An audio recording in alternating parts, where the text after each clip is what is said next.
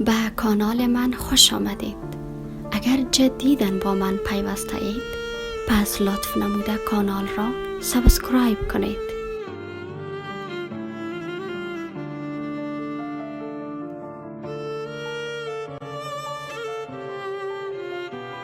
نه وصلت دیده بودم کاش که ای گل نه هجرانت، که جانم در جوانی سوخت ای جانم به قربانت.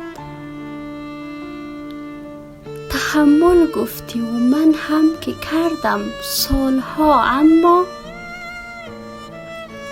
چقدر آخر تحمل، بلکه یادت رفته پیمانت. چو بلبل نغمه خوانم تا تو چون گل پاک دامنی،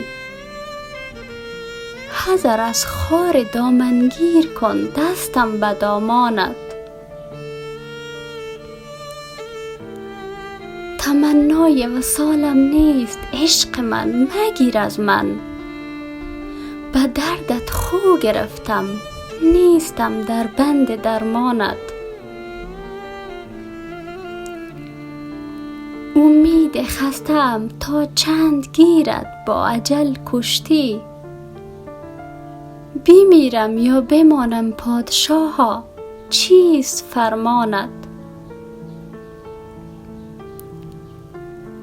شب با دل به هجران تو ای سلطان ملک دل، میان گریه می گفتم که کو ای ملک سلطانت. چه شبهایی که چون سایه خزیدم پای قصر تو، به امیدی که مهتاب رخت بینم در ایوانت. به گردن بند لعلی داشتی چون چشم من خونین، نباشد خون مظلومان که میگیرد گریبانت. دلتنگم حریف درد و اندوه فراوان است، امان ای سنگ دل از درد و اندوه فراوانت. به شعرت شهریارا بیدلان تا عشق می ورزند، نسیم وصل را ماند نوید طبع دیوانت.